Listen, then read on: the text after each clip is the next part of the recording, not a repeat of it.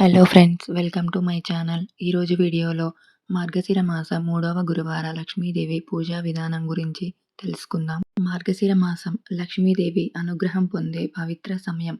ఈ మాసంలో వచ్చే ప్రతి గురువారం అమ్మవారు మన ఇంటికి అడుగుపెట్టే పర్వదినం.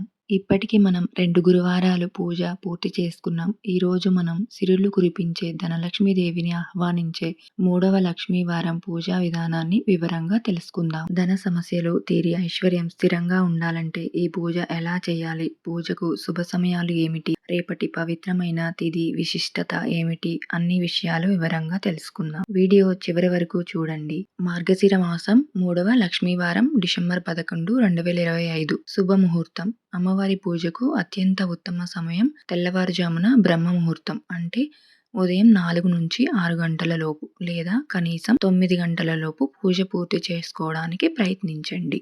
మొదట ఇల్లంతా శుభ్రం చేసుకొని, ముఖ్యంగా గడప దగ్గర పసుపు కుంకుమ అమ్మవారి పాదాలు వేసి ఆహ్వానం పలకాలి. తర్వాత తలస్నానం చేసి పూజకు సిద్ధం కావాలి.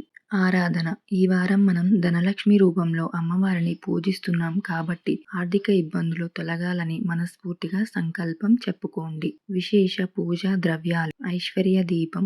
ధనలక్ష్మి అనుగ్రహం కోసం ఈ రోజు పూజలో తప్పనిసరిగా ఉప్పు దీపం పెట్టండి. ఒక ఆకు లేదా ప్లేట్లో ఉప్పు వేసి దానిపై ప్రమిదలు పెట్టి ఆవు నెయ్యితో దీపం వెలిగించండి. అధిక ఖర్చులను తగ్గించి స్థిర ధనాన్ని నిలపడానికి ఇది అద్భుతమైన మార్గం.